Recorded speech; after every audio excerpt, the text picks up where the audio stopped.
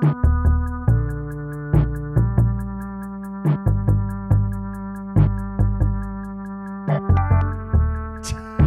kidding, dude. Welcome back to another episode of Slob on the Pod. Dude. You can't use that one. I'm in trouble, dude. I'll just put music over what you said. No, that's perfect. And then all you're gonna hear is you can't put that out, and then everyone's gonna be like, "What did he say? What did he say? No one's gonna give a shit, dude. Welcome to episode 47. I could be wrong. Last time I said 48, and I was only on 40. So I don't know what I'm doing. I'm getting ahead of myself. What you see, Alvin? I'm trying to get to 50 because I'm trying to see how I want to do it. I feel like it's a big number to get 50 episodes. Oh, 50, dude. I can't believe. Well, 50's a lot, man. Or maybe I should just wait till 100. You're like the only one that I know locally that has even made it to 50, which is pretty sick. Thank you. I appreciate it. Not even 50, but like even made it past like double digits.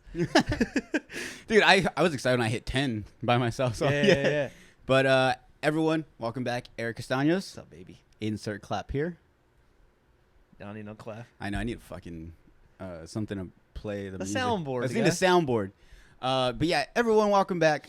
We got Eric in the building today. I hate saying that. I sound like a fucking idiot. In the building? In the building. In the house. Yeah. In the studio. What's up, man? How you been? Kicking it, dude. It's so hard because you come over. You come over, and the minute you get here, I just want to start talking to you about everything that's been going on in my life. Talk to me, ignore me. Whatever. You just walk away from me. I'm like, Jordan, I just want to talk to you. Yeah, you're trying to talk, and I'm like, okay, yeah. Right now. Because in my head, I'm like, anything I'm asking you, I feel like when I do the podcast, I'm like, no, I already asked him that. No, but that was before. I love that you prepared. I'll say that over and over again. Oh, thank you. It's so tight, dude. I think it's why you're successful. Thank you. I don't know about success. You know what? I'll take that. You're successful. I'm too hard on myself. You are too hard on yourself. You got to take your wins, bro. Yeah. You got to look back, see how far you came, enjoy it for like 2 seconds. Yeah. And then move on. And then get back to it. Don't get too comfy. Because if you don't, then you're never going to appreciate what you did. Yeah. That's true. 50 episodes, dude. 50 That's fucking tight. When I get there, we'll celebrate. I think collectively between like all 80 podcasts that I have, I might have 50. Then none of them make it. I just have a couple. 80 podcasts, only 50 episodes, which means 30 of them just never got put out. Yeah, 100%. Just the name was made. Yeah, for sure. That's exactly what it's like. Man, how's it feel to be back? I feel like you've been on the road on and off, and then you were gone for the CrossFit Games, which we'll get into later. All right. And you came back, and then you went back to do your own little CrossFit thing with the Hidden Valley family, which was dope. I saw all the videos of that. But yeah, how does it feel like now? Like, do you feel because we're doing so much now that you're relaxed? Do you feel like something has to be done? Like you're on edge? Like you can't just sit down and like hang out and have a drink with buddies because you're like, no, something has to be done. No, more than like I have to learn how to chill. Like I was telling you before that I was at the gym yesterday, and like when I was at the games, like believe it or not, I'm around the fittest on earth, and I didn't work out once. I lied. I worked out once. I worked out once, and it was early in the morning. Excuse me. I worked out once. It was early in the morning, and then everything else is like just working. Like we're moving, we're running around and stuff, but not like CrossFit. Yeah. And then I came back for 2 days, worked out like actual workout, and tried to make up for like the week I didn't work out. Worked out like an animal, and then I traveled again to Phoenix to work. Came back, and then all this week it's like the first week I've been back. Dude, my body's like destroyed. It's like I haven't taken a break. Like I need to just do nothing. Like, and I haven't been able to do that yet. So today was actually the day where I'm doing nothing. Oh, nice. Like I'm not working. I know, it's so funny too because I like whenever I had days off, I would be like, okay, this is the day I need to go to the bank or do laundry, do all the shit that I haven't been able to do because of work. And I remember one time someone was like, well, that doesn't make any sense. Like your one day off is when you're still doing stuff, like working for yourself. And I'm like, I guess you're right. They're like, when are you going to do that though? Well, they were telling me like you should try to fix in, like get off work. Since you're already in work mode, should just go home and continue doing laundry and stuff. Like don't go home and just chill. Yeah. Then that way when you have your day off, you have a day off. I gotta get better about shit like that. Yeah. Because, that's exactly what I did today. I like went to the bank. I ran errands. I did things. I'm like, I could have just been watching Star Wars all day. But like, I don't know. Would you really be like happy doing that? Like, do you kind of really? You know why? Because I'm starting to do that at night wind down thing. Like I'm trying to find a way to wind down at night because I've redlined it till like 10 at least, like on the computer. But I need to turn it off. Like, and like I need to as soon as I leave for the day, I need to learn how to just turn it off. But it's all good with time. Yeah, it's all good. It just sucks that that's something that we have to be taught, or like that's something you have to work on. Like you would think like relaxing and being lazy would come naturally. No. But like once you're constantly working, at some point you're just like, And it's not even you. Someone has to point it out. Like, dude, you need to chill. Yeah. Like, you need to take a break. And it's like, I don't know. But I don't want to. Yeah, but I feel fine. I feel I'm having a great time. Until like something ends up being wrong with us. Oh my god! Until like until you feel like you had a mini heart attack or you feel like you're sick. Like I feel like I'm always sick. Yeah. Yeah, you always sound congested. Dude, I'm always fucked. Yeah. This week I thought I had the COVID. I got tested. I don't have the COVID. I'm chill. Good job, dude. I know. And I got tested too, just because I think I should. And yeah, I got tested on Friday. Yeah, Steven makes fun of me for it. He's like, "Why do you get tested? You know you're fine." I was like, "Bro, I work with babies. I like travel a fuck ton." Yeah. And I was like, I needed just to be cool, like just to make sure, because God forbid, like the obvious. I was like, I'm just gonna get tested. It's not a big deal. Yeah. Yeah, exactly. Especially like I'm pretty sure from what I saw when it was at CrossFit Games, it was like free for all, right? Kind of like the athletes had to get tested. But I'm saying like as far as like being there, no mask, like dude, that's why it was so stupid. It was like the athletes got tested and then the media got tested, but none of the spectators are tested, and we're right there with them all. Yeah. I'm like, what the fuck is the point of this? I was like, I guess they're assuming like they're at least 6 feet away. Yeah. You guys are like the closest down there. Yeah, it's true. But since you brought it up, CrossFit Games, dude, what was it like? Like, this is your first, this is your second time. Like, yeah. Each, like, obviously the first time was dope. This time was like probably doper, if that's a word. Yeah, and doper for sure. But like in this time, it seemed like you were with the athletes. Yeah. Like you were hanging out with them, having like lunch and shit, or like I don't know. It looked like you were just like best friends. It kind of like the pictures you took. I was like, are they at CrossFit? Because like Hidden Valley, because like you guys were so close, and like it just looked like dope pictures. Looked like a great time. Beautiful pictures, by the way. Thanks, bro. I was being serious when I commented like, what do they smell like? Because I just feel like people that would like are that athletic and supposedly like the strongest people in the world, like they have to have some type of like funk. They smell like success. That's something, yeah. Like what? That's what I should have said in the comments. What does success smell like?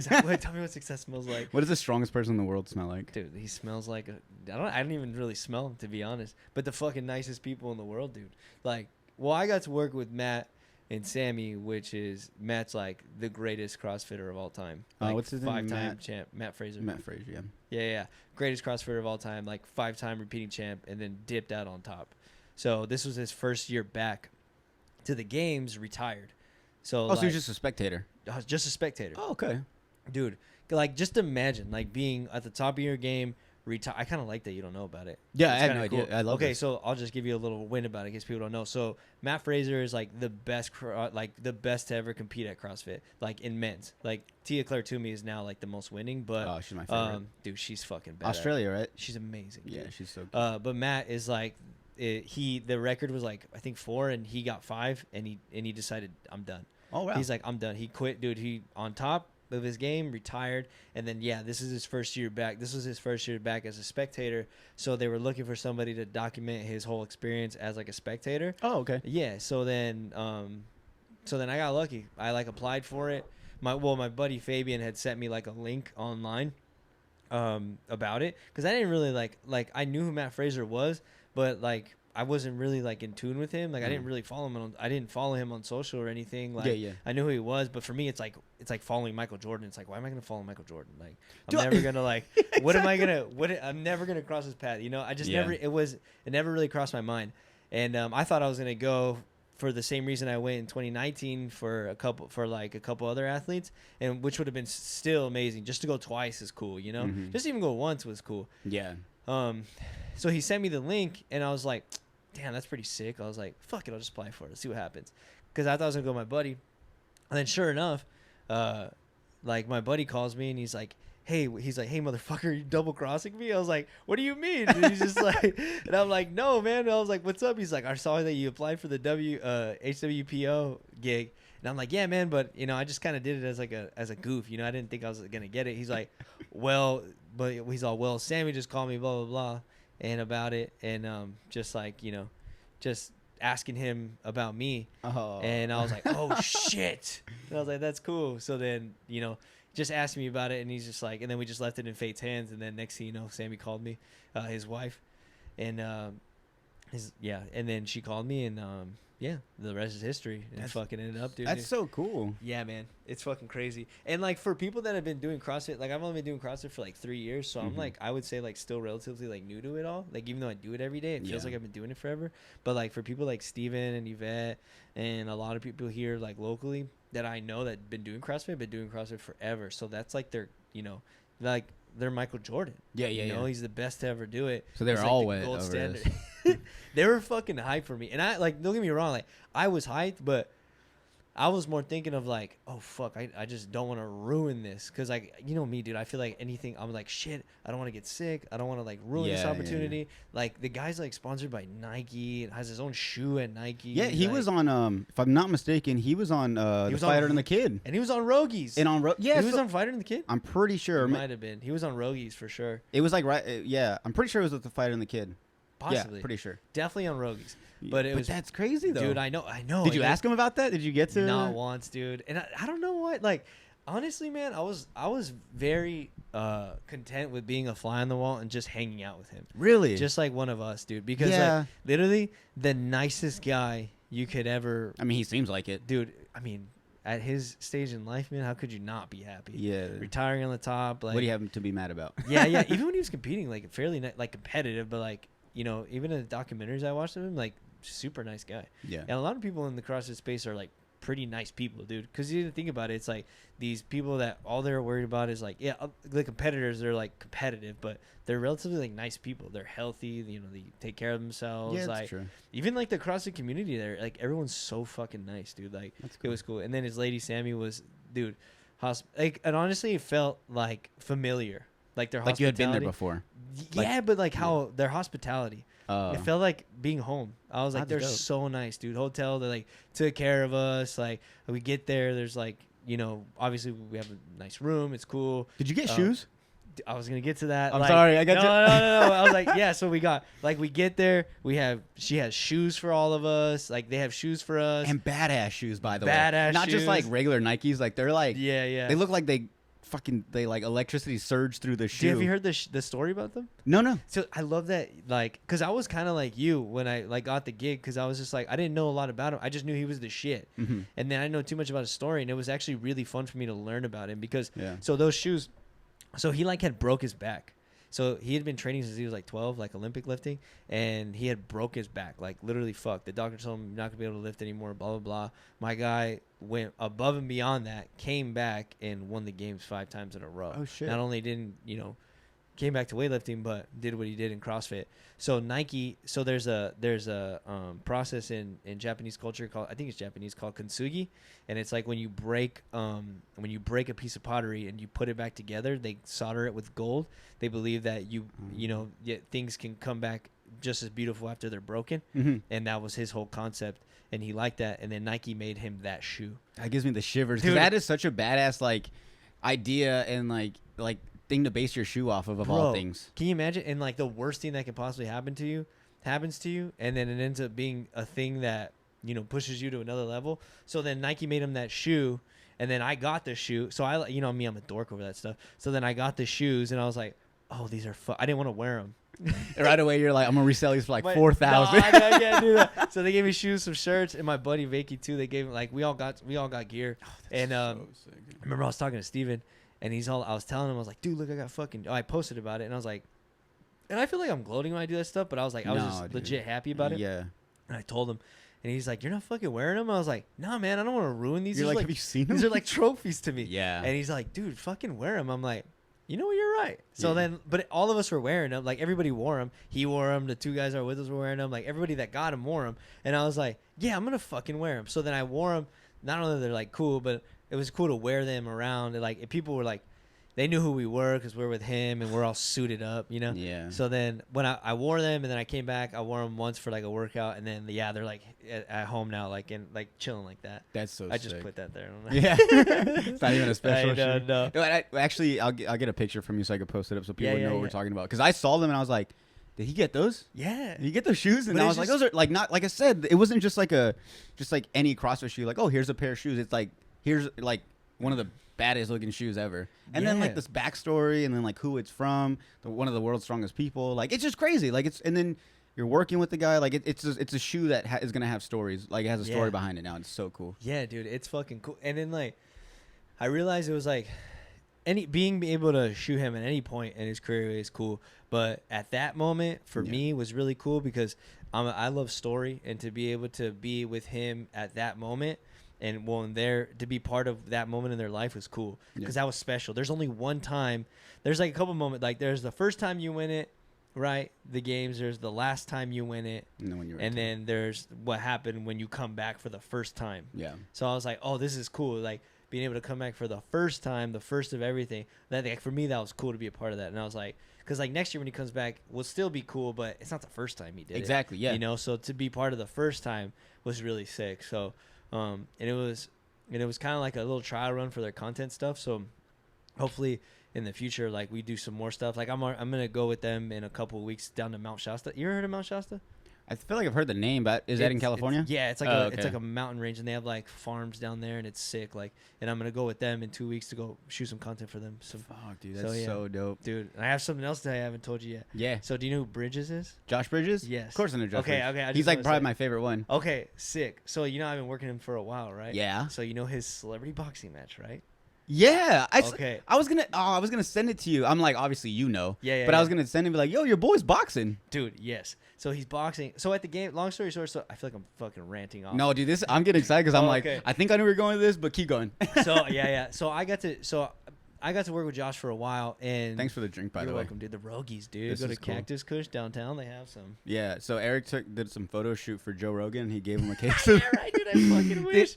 You're going that way. Oh, I'm putting it out into the universe. Before you know it, you're gonna take over young Jamie's job. I just want to, dude. I don't want his job. That job sucks. I don't want that job. I just want to be able to talk to the guy. Yeah, salud, dude. Sick. It's really good, by the way. Surprised they are very good. Anything with his face on it. It tastes like a little spicy. No, it tastes like pineapple Fanta. It's so like good, pineapple dude. soda. It's so good, bro. Yeah, and it's got CBD. And it's got CBD, dude. Just got CBD, dude. Just start dazing off. Dude, what'd you give me? What, dude? Anyways, go ahead. Josh Bridges. So I got to go at the games, like part of it. Like I also got to work with Josh. So with this Good Dudes Coffee and stuff. Which was sick because Josh is a legend. Love it, by the way. Because I feel like you've established your kind of like calligraphy. So seeing the Good Dudes written, I was like, that's Eric. I didn't do the Good Dudes. Actually. No. It looks like you're writing. I did his logo. Oh, I know. People have asked me that though. People have asked me if I did the Good Dudes. Because it looks like your shit. A little bit. Just take it. I don't know. Just run with it. I did his logo though, which I'm very proud of. But no, so in like a promotion for their fight, they went to the games and they did like a little face off. And it was pretty sick. So I got to they did like a workout on the CrossFit floor. Who's he fighting again? Sorry. Jacob Hebner. Oh, okay. Yeah. Big CrossFit guy too. Yeah. But it was cool because I got to be on the floor where the athletes compete and nobody gets to get on there. So the fact that I get to get on there was pretty cool because you really can't. So I was able to go on there and take pictures of Josh. That's dope. In front of everybody, which was cool as fuck. I was like, damn, this is pretty sick. So I got to go on the floor, but So and this is where I'm like, oh fuck, I don't want to say because I don't want to ruin it. But so his fight was originally supposed to be in Vegas, and then it got moved to Florida, and then now it got moved to Dubai. Oh Are you going to Dubai? Going to Dubai, dude. You're going into Dubai? I'm gonna go to Dubai. Wow. Yeah, dude. So if everything goes well, that's why I'm like trying to stay healthy, this is where I can't get it in my head and not freak out and be like ultra tense. And just live your life to that point and you'll be good. Yeah, because dude, you thinking about it is gonna get you sick, dude. And I'll tell you this because I didn't really tell a lot of people, but I mean now we're people. I know, right? That's what I'm saying. That's between me and you, but everyone hears it. Dude, I love that name for that Thank podcast. you. It's so funny, dude. When you guys named that pod, I was like, this is perfect. No, but prior to the games, dude, I almost had a nervous breakdown because I was like, I don't want to get sick, and I got myself sick, dude, because by just stress. Exactly, that's what I'm saying. Yeah, that'll get you. Just stress. I thought my respiratory rate went through the roof. I was checking my Whoop all day, and I'm like, God damn, I need to chill, dude. Literally, I got to a state where my body freaked out, and I was like, Jesus, I need to fucking relax. Wow. And I freaked out before I went because the thought of missing out on that because I got sick would piss me off. Yeah. And would make me really mad. Yeah. I wasn't afraid. I can just like, I was getting angry. I was like, dude, if I fucking miss this, You were just like making up scenarios in your head before it even happened. 100%. Like, but I was like, all right, you know what? And then so now, like with more opportunities on down the line, I'm like, all right, don't stress over it. I was like, I just have to be precautionary. So like, just sleep more, drink more water, like the things I should be doing. Fucking, if I have to wear the mask out, just wear the mask. Not a big deal. Just be extra precautionary. So then that way you can have the ability to go do your job. Yeah. So I was just like, because every time I go out now, I feel like I'm getting away with some shit. Like I went to the games and I was like, and there's all these people I didn't get sick. I'm like, fuck, I feel like I'm getting away with some shit. Exactly. Like, you know, but hey, your ladies here are solid, dude. But yeah, dude, it's fucking weird. But yeah, I might be going to Dubai. You're gonna go to Dubai. I hope so. Dude. You're going. So. That's so cool, dude. Well, congratulations to that, because that's huge. Yeah, dude. Like I think I'm pretty sure there's like a handful of like famous celebrities that probably haven't even been to Dubai yet. You know what I'm saying? Because like they haven't reached that type of like celebrityism yet. It's so weird to go like I was talking to my brother last night. And I was like, you ever been to Dubai? And he, because, you know, military. And he's just like, no, dude. He's like, why? What's up? And I told him, he's like, what the fuck? You're going to Dubai? And I was like, yeah. He's like, they literally built that place just for tourists. And I was like, I guess. I was like, I don't know anything. I was like, what does it look like? How long would you be there for? A week. Like the 9th to the 19th. Dude, they have I heard they have like is it Ferrari? They have a Ferrari like amusement park. Drive it? No, it's an amusement park based off Ferrari. And like, I want to say it's Ferrari. I could be wrong, but I'm pretty sure it is. And, like, there's rides that go, like, I don't know, like 200 miles per hour or some shit. Like, it's just crazy. God. Yeah, so, dude, and it's only in Dubai. Like, there's so many cool things that are only in Dubai. Like, big-ass indoor water parks where, like, they make it rain and shit inside. Like, all this crazy shit, dude. Like, you're going to the future. You're going to the future. Dude, I'm not excited about that damn, plane ride, though, dude. And then the heat. The heat's chill. I mean, we're from Yuma. Yeah, I'm like, the heat is like whatever, dude. Like anytime somebody says it's fucking hot somewhere, I'm like, dude, shut your mouth. It still scares me though. The heat? Yeah. Really? Just like I've learned, because for the longest time I was like, I don't know if I like the heat more or the cold. Like the cold sucks because like it hurts.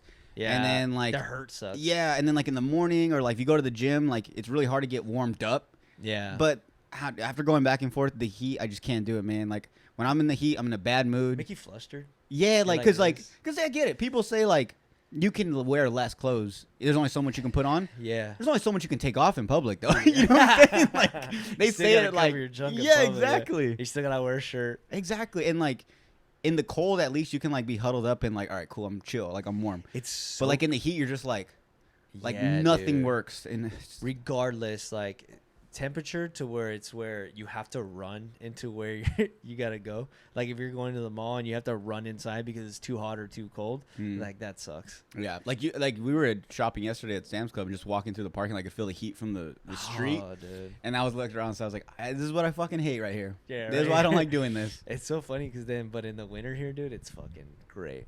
That's what the other day I was telling Andy. I'm like, we were in his car because his AC's not working too great, and I'm all like sweating, and I'm like, isn't it crazy to think that it's so hot here, but it actually gets nice and cold, like pretty cold, like chilly, where you need like a jacket and stuff? And he's like, isn't that crazy? And to think people around the world come here.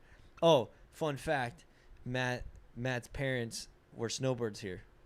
Great. I didn't want to tell them they were, like, I think it was like last year. I didn't want to tell them that they're snowbirds because I was like, oh, that's kind of That's what we call you guys?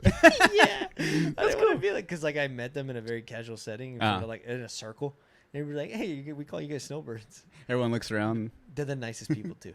That's cool. But yeah, I guess like they came here from all the way from like I think it was they're from Canada. I don't know if they traveled from Canada here. I think they might have because I remember listening and I'd be like, wow, it's fucking wild. But yeah, there one year I was like, they told me because they asked me where I'm from and I told them and they're like, oh, we were just there and I was like, really? And I was like, seriously? I know it's a trip too because like Yuma's one of those places like when I was in the military and they're like, where are you from? And I'd be like, Yuma. And they're like, where's that? And I'm like, Arizona. They're like, how close is it to Phoenix? Like, that's all they want to know because they don't know it. So, like, I just assume everyone's like that. Yeah. So then I go other places and then I meet, like, older people and they'll be like, oh, so where are you from? And I'll tell them, like, Phoenix. And then I'll just say Phoenix. And they'll be like, oh, they're like, we used to live, there's a town called, like, Yuma nearby. And I was like, actually, that's where I'm from. I didn't know you fucking knew that. Dude, I was checking in at TSA in Atlanta because I had overlay. ATL. I'm a dumbass, dude, by the way. I'll tell you this and I'll tell you what I did. Aren't we all? Oh, I know. So I like checked in at TSA at Atlanta and some guy, or the TSA guy, he looks at my ID. He's like, where are you from? And I'm like, Yuma. And he's just like, oh, Yuma. He's like, where the Marine base is? And I was like, yeah. And he's just like, oh, yeah, I used to be stationed there. I'm like, what the fuck? Like, this is weird, dude. And I forget that too. I forget the Marine base thing. Dude, okay, so about the plane thing, I was so paranoid that because like you've flown. Yeah. You've flown. Yeah. You've had overlays. Oh, yeah. Uh-huh. Okay, so you know how like you know how, like you have an overlay, like say okay, for me, right? I went from Madison to Atlanta to Phoenix. And I forgot and didn't realize that your bags come with you. Like when you I didn't realize your bags come with you. And Atlanta Airport, I feel like no matter what I say, justify it. Atlanta Airport's so big, dude, that I was trying to like find my way out. It's like where you have to take a bus around. Yeah. And the defensive me would say that I accidentally went out of the airport, but the dumbass me kind of knows that I got out on purpose. Were you waiting by baggage claim? I went to baggage claim, and I was like, do I have to get my bag? And on the way, because I had the app, and this is where I got in dude, I'm so stupid. I'm such a stress ball. I like looked on the app, and I was just like, because it tells you where your bags are, and I'm like, it never sent my bags off the plane. And I was like, and I'm hearing baggage claim, and I'm like, my bags aren't here. Fuck. And I only have an hour to get back, and the line was long as fuck to get back, and I'm like, shit. Damn, you got all the way out. You had to like recheck yourself back in. Yes, dude. I had to get back in the TSA line and get back in, and I was shitting bricks that I wasn't gonna make it, and I was like, fuck. and then I talked to the fucking. You know what? That's good though that you did that. I mean, No. I guess now. Well, okay, because my thing is I've had that like the first time I had that where I had to go from one plane to another. Yeah. I didn't know it was gonna happen, and I was like, well, my flight leaves in like 30 minutes. Like I had to run to my gate, and I was like, there's no way I'm gonna get my bag. I was like. So I'm just gonna assume that my bag's just gonna get put on the other plane for me. That was weird for me. And I just assumed that. But the whole flight, I'm just like, what am I gonna do if I have no clothes? How am I gonna get it back, Dude? Like, and it was all my clothes I had, and I was like, oh well, like let's just see what happens. I needed to know for sure that my bags were on there. I was freaking out. So then when I got to baggage claim, like, and I had completely left, like, and I realized I had gone too far. I had asked the guy from Delta, I was like, hey, when you like get in, it felt so stupid because I think he realized what I did. And I was like, hey man, when you do like a connecting flight, do they just like put your old bags in the new plane? He's like, yeah. And I was like, fuck. I was like, all right, thanks. You know what's funny is that's one of those questions that's like, you know, like when you ask it, they're like, you really asking that question? So in their head, they're like, yeah. It felt stupid. Yeah, they're like, wait, what are you really asking me? Like, they're like, there's no way you're asking me what I'm thinking you're asking me. Fuck up? And I'm so they're like, yeah. Yeah, that's exactly what happened. I felt so stupid, bro. And I was like, God damn it. And I was like, all right, well, it is what it is. And I just stayed in the line, and I was just like fucking mad dogging people because I was like, I'm going to be late. I'm going to be fucking late. I'm going to miss my flight. Yeah. And I was so tired already. I was just tired. And like, was that going or coming back? Coming back. Oh, okay. Going, I was like, whatever, dude. As long as I get there, I'll go there naked. I'll go wearing clothes. I don't give a shit. You're like, I've done this before. Yeah. But on the way back, I was just like, I just want to get back with all my stuff. And Is Josh Bridges? Is it Josh Bridges that you're going with to Dubai with? Yeah. Is he gonna put you on a PJ or how you guys getting there? PJ? Private jet? PJ? That'd be sick to PJ out. It would, even if you guys, because if I'm not mistaken, we should PJ out. I don't know if he has PJ. PJ money. Yeah, I know. That's fucked up. No, dude, like it's easy. Like from what I've heard, it's really expensive. Yeah. It's like Sean O'Malley PJ'd, but PJ'd locally. He didn't PJ internationally. I feel dude, like even PJ. I mean, internationally he's player way more, but even locally is expensive. What do you think it is to PJ? Oh, I feel like I've heard this because when I listened to like Two Bears One Cave, like Tom Segura, and then they were talking about PJ using yeah, and he's like, do I really want to spend? What did he say? 3 Gs. Maybe like no in state, like from like within the country, our country, like probably like 1,500. But like imagine going from like LA to like Florida. That's it. That's 1,500 like just for you. That's for the fuel to plane. Like that's not whoever else you're bringing. Oh, it's like that's like per person. But say like you and I and some people wanted to go Miami. Oh, and I okay. spent $1,500 for myself in the plane, and then you guys had to spend like what, $500 just to say we say we PJ'd it. I know. I just want to do that just to say I did. PJ it one day. Yeah. But how do you PJ? There's places. There's one in San Diego. We should PJ. I swear. I know. It's probably way cheaper being like just commercially. Go to Phoenix. Go to San Diego. Go to Phoenix. That'd be such a waste. I would do from Phoenix. It's cool because we're like like I've always said this. I'm really dumb when it comes to geography. Yeah. Like the way the map looks. Me too. So I know we're on the far end of the map. Yeah. Or at least the country. So if we take a flight from here to like New York or something, it'd be worth it. We're not like in the middle where it's like, fuck, if I go here, it's only like 3 hours. And if I go here, it's only 5 hours. Yeah. So it's like, no, we're at the end where like we can even fly from fucking San Diego, the edge, to fucking New York. Yeah. A good 10, 12-hour flight on a PJ. I don't even know if they go that far for that long. But I know. I'm wondering how I'm interested. But I heard they crash a lot, so I don't know. Yikes, dude! Don't. Because they're just not like they're smaller, so they're not as like strong. Get on the bus. Yeah. Yeah, let me get on the bus. I'll just go regular class, whatever you call it. Yeah, me too. I do want to fly first class. I was just gonna say maybe even first class that'll work. I would love to do that, and I'm down to pay extra. I'm down to pay It's extra. like a G bar, dude. Something like that. Yeah, it's stupid expensive. I saw the because when to I lay got down. on the way back. Oh my god, dude! But that shit. Well, because I hate going on a plane and sleeping like this. Yeah. I fucking hate that, dude. It's so uncomfortable, bro. Yeah. And the neck pillow is actually kind of a lifesaver. Those really help. Yeah. I didn't have one though. Am I really talking about flights right now, dude? I know. I'm sorry. No, me, dude. I'm like, oh, Jesus it's Christ. good. It's good. It's No, like when 'cause comedians talk about flights. this is what you're going through. You're on the road. You're a road dog, as one would I'm say. a fucking traveler, dude. You're a traveler. You need to get a pass. passport. Get some stamps in that I bitch. do have a passport. I'm I about to wish- get my second one in dubs. So I just got my passport. The main reason we got it was so I can go to Cancun. It didn't show up in time. Oh, how'd you get there? We had to go to the Mexicali airport because that's where we flew out of. Yeah. And they just gave me a paper, like a That's so paper, and they were like, fucking- "When you coming back?" And I was like, "This day." And they're like, "Okay, so it's only good from this day to this day." And I was like, "What Mexico's the fuck?" so wish-washy. They piss me off. I hate Mexico. Mexico, I don't care. I'm vaccinated. I don't know if that's like a thing. No, like, So, like, no, wishy-washy but- with their travel and No, shit. that's what I was gonna say. So I'm vaccinated.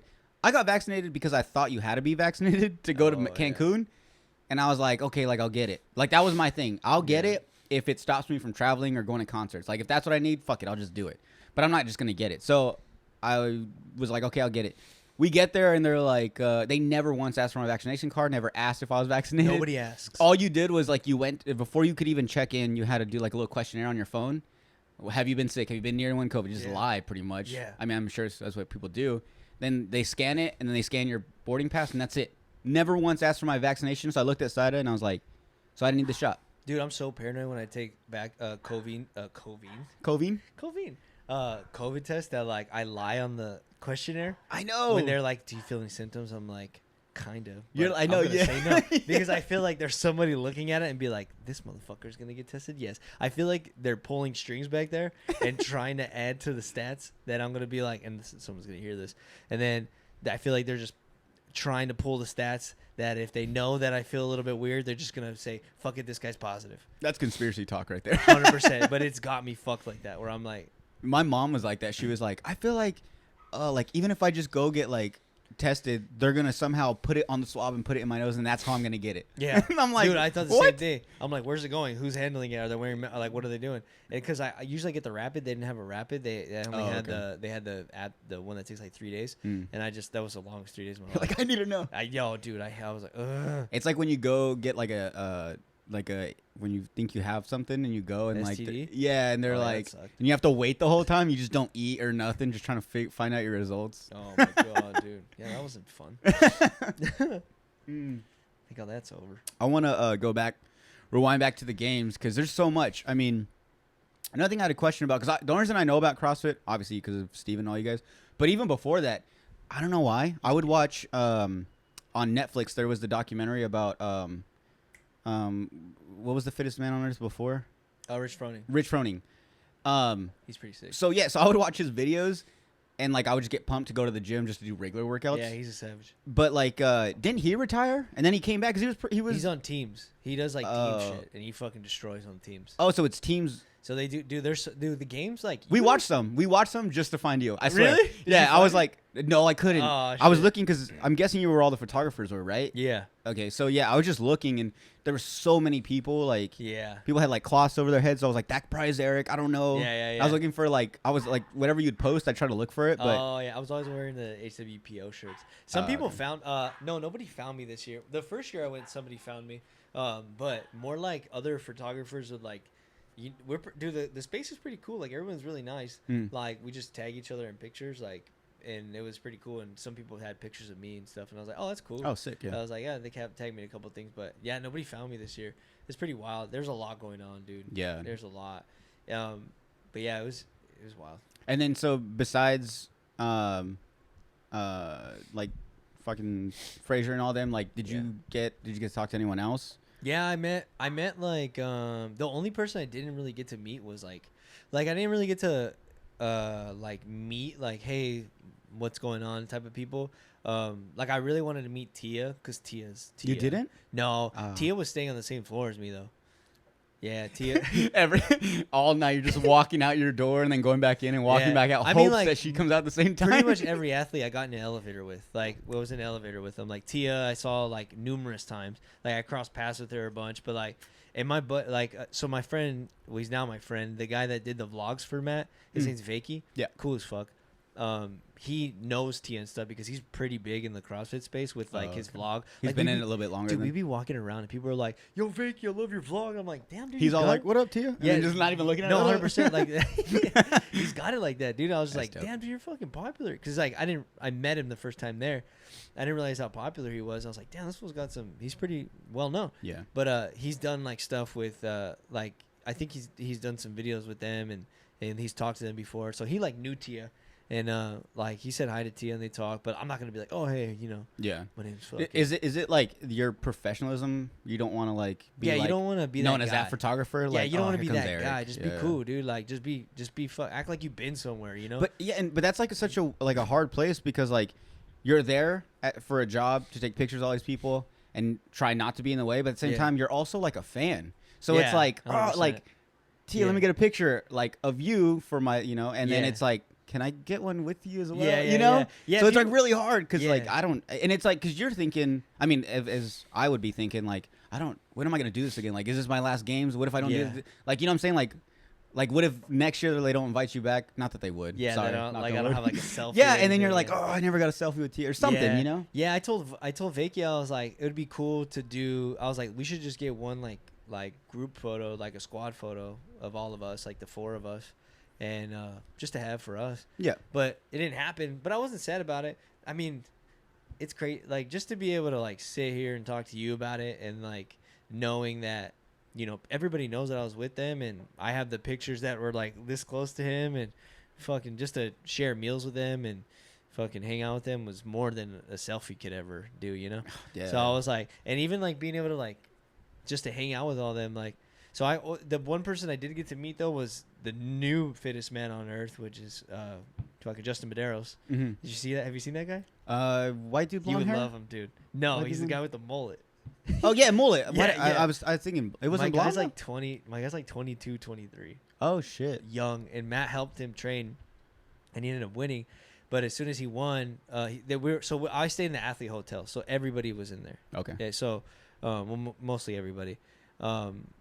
And then and Justin was on the top floor. So after he won, we had gone back to the hotel, chilled a little bit, and then Matt wanted to go upstairs and like meet him. Not meet him, just congratulate him. Yeah. And that was cool.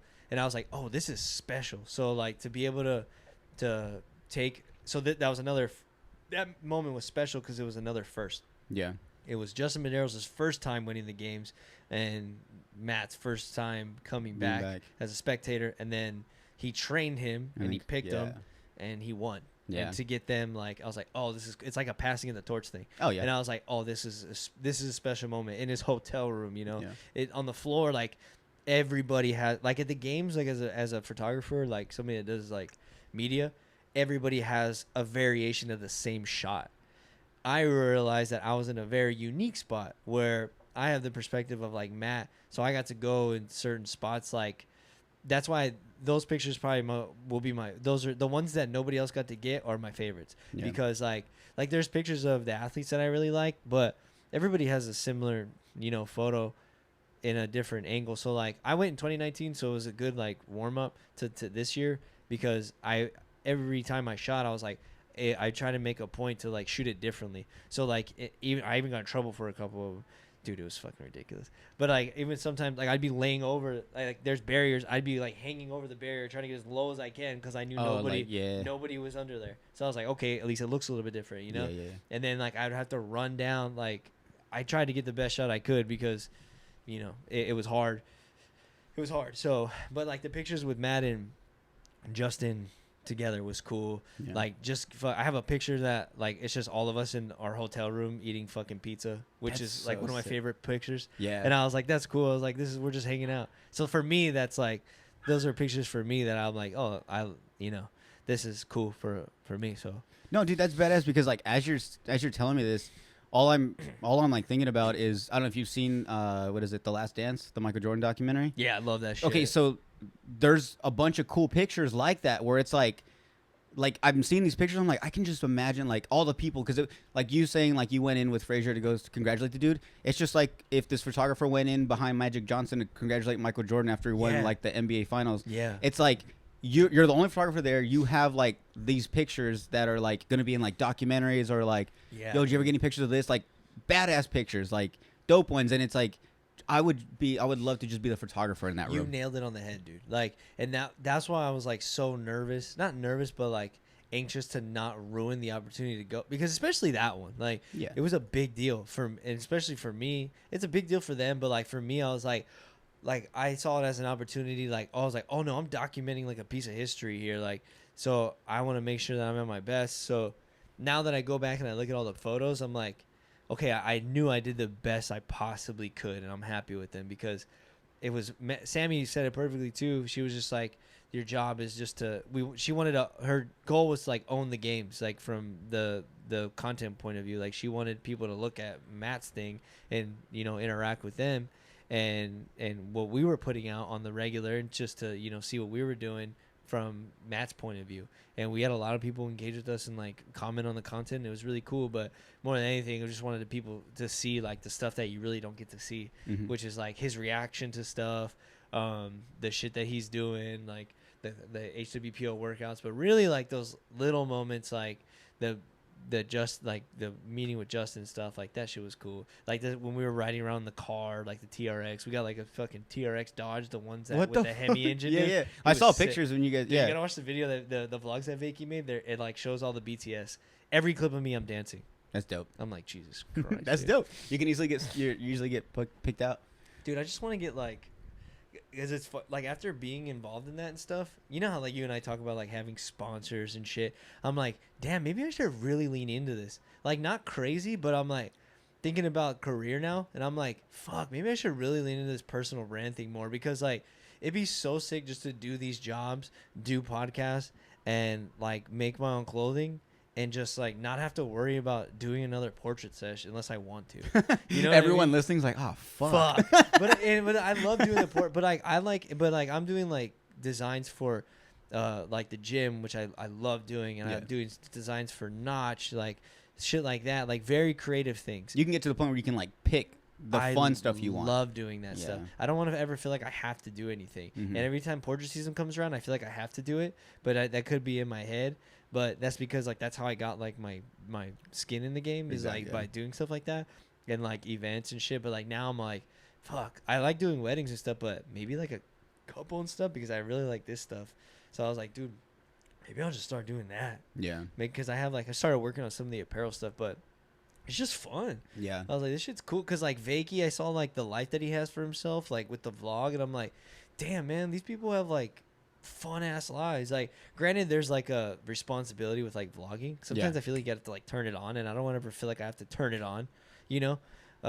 Yeah, I get what you're saying, and it's because I mean I kind of feel like that on the podcast sometimes, especially like it kind of sucks because like I'm like, if I'm feeling shitty, I'm just not gonna record that day. Yeah. Because I'm not one to just be like, all right, press record, and the minute it comes on, it's like, hey, what's up, guys? Like, you know, it's like becomes work. Yeah, because then it's like now I'm working at this. It doesn't just come naturally. It's not just like sit down and record and have fun. Yeah, there's a fine line between it. Yeah. And yeah, it'd be cool. That's why I was talking to you before the show. I was like, yeah, I'm gonna figure out how we can do that, because that shit's fun. It's cool, and just to be in control of my own destiny would be very nice. And not saying that I wasn't before, but it just evolved a little bit, and it'd be cool to just try some different stuff. Yeah, I'll probably put out like a couple of spots, just see how it could go terribly, and I could go fully back to doing portraits.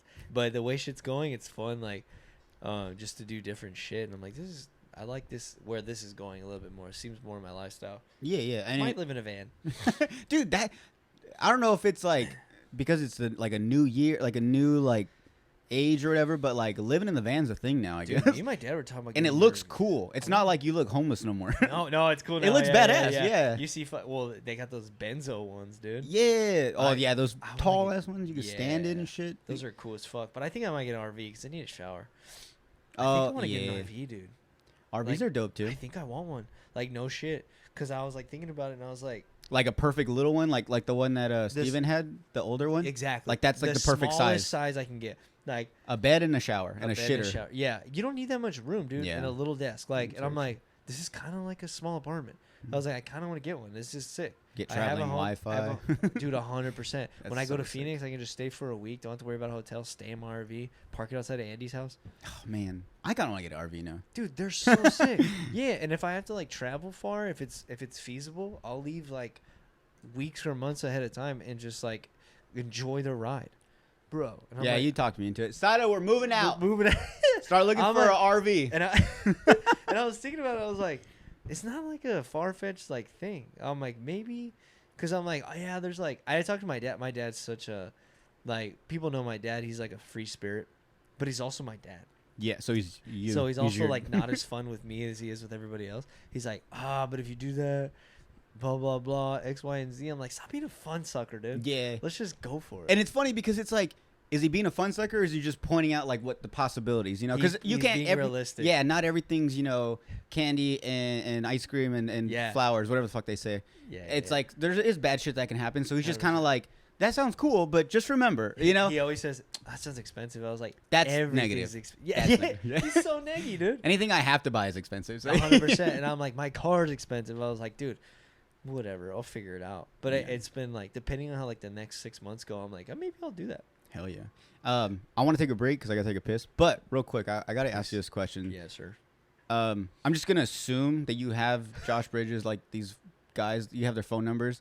What is it like having like a person of that, like professionalism, like, and like fame? Like, I mean, they're famous, you know? Yeah, they're pretty. And so like, right. how is it? Isn't it crazy? You're walking around like a phone that has my number, like a normal person, or like Yvette's, or like just anyone normal, and it's like, I got Josh Bridges in here, I got dude, and it's like, but like just you yourself, like how do you feel? Like I could just text, like everyone wants to DM Josh Bridges, like, yo, what about this workout, whatever, like everyone wants to ask him questions. You could literally just text him like, hey man, how do you feel about this, and he'll hit you right back like, oh yeah, that's pretty cool, like I'm excited about that team this year, like some crazy shit, and it's like a normal conversation with someone like this. Yeah, isn't it like a weird feeling? No, like no, I'd be cool. A terrible person to be around.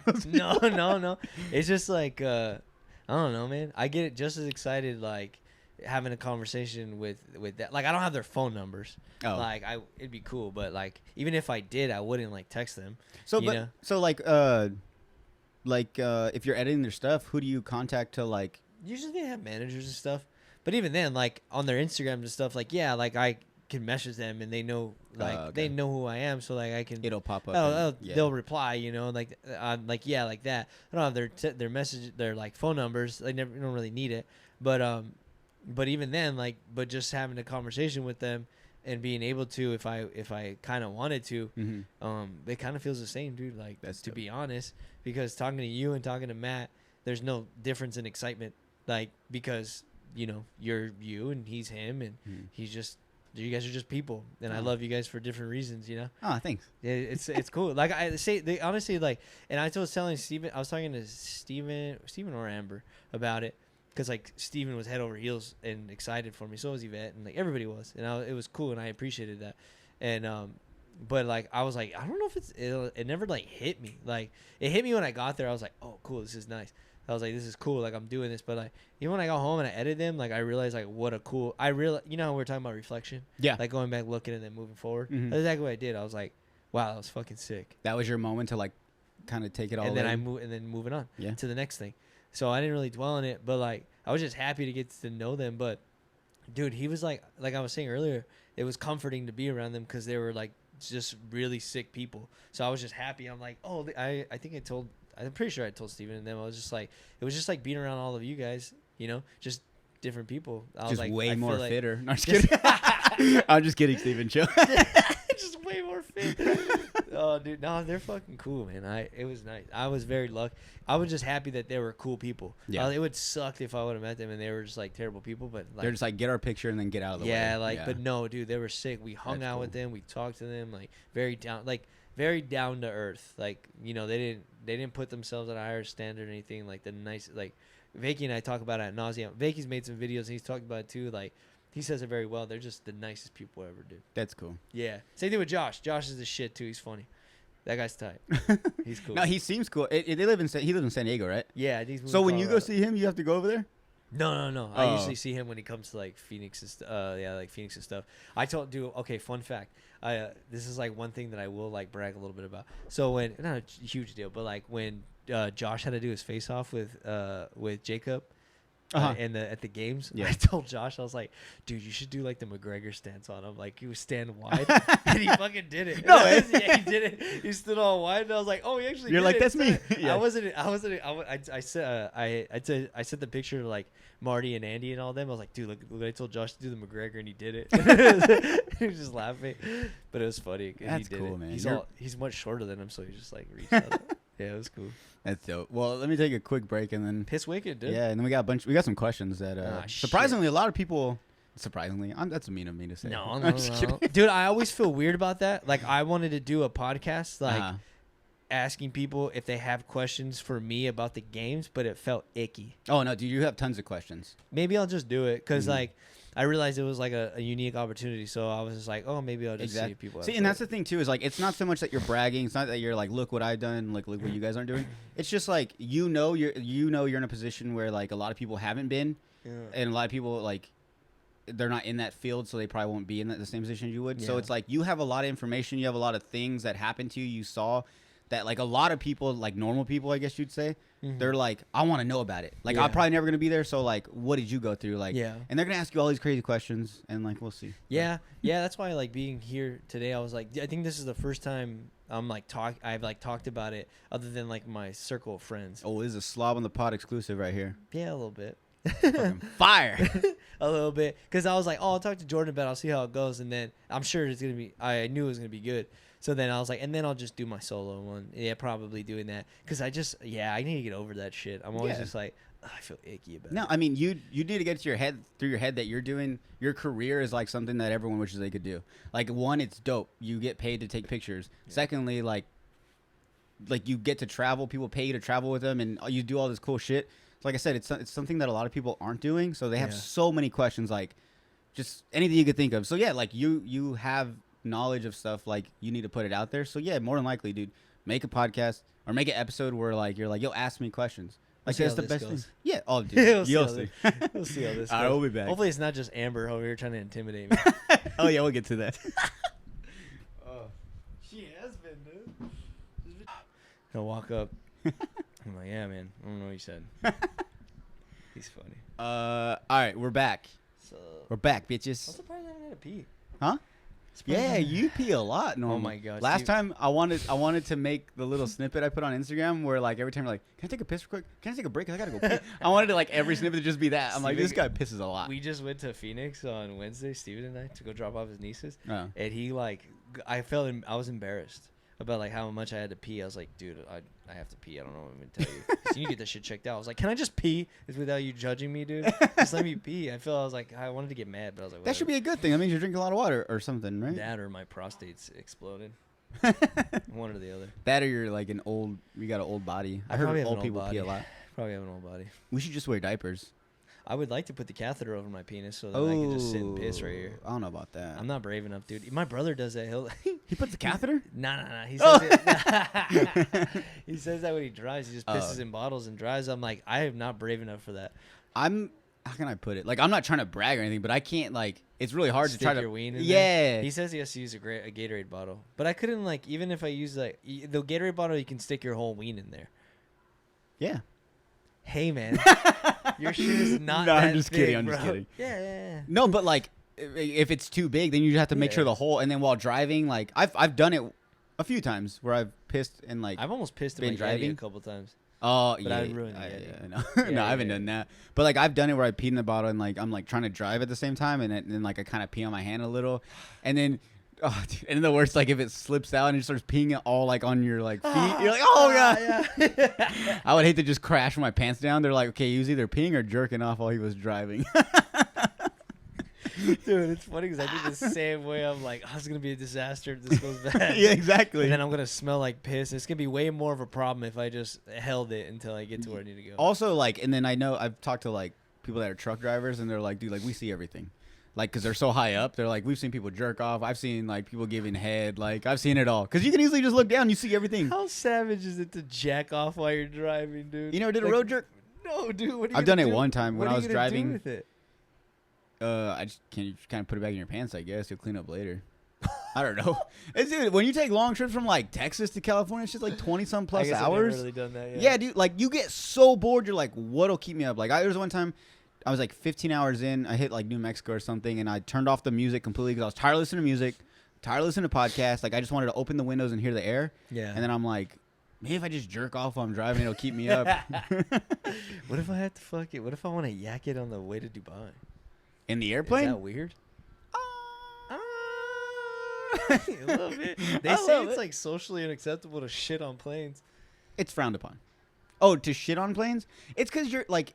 You're sharing the air. It's like be like what's the word, be like courteous to everyone else. Yeah, like yeah. if you know you're gonna blow it up, like also know as soon as you open the door it's gonna go into the whole cabin. Yeah. So that could probably be it. But all right, we got questions. Alrighty. Well, okay. So this is from Daniel Rodriguez. Okay. Another fellow photographer. Yeah, what's up, Danny? He said, "How insane were the games this year compared to last time you shot at the games?" How insane? Yeah, like was there last time better, this time better? Like was it different? Different. They were different, and they were unique. They were unique in their own way. The first time was special because it was the first time, and just to be there was cool. And the second time was the first time was special as well because I got to do it. So both times were equally as rad. No experience is better than the other. They were both like sick in their own way. But like the first time you went, were you like the new guy? So like for you felt like the new guy. So you're like, oh, I don't know if I should go there. So like you were avoiding a lot of things just because you're like, this is my first time. I don't want to get in trouble. Like were you doing that the first time? Yeah. So the first time it was a lot of like getting my feet wet and like learning about this stuff. And the interesting thing though was like I didn't expect too much. It was nice to have like the way of the landscape because even before like shoots or anything that I do, like I like to go like look at where I'm gonna be doing things. Like even if I've been there before, like portraits or weddings and stuff, I like to go look at where everything's gonna happen to be prepared because I don't like surprises because surprises will happen. Yeah. And I like to prepare as much as I can.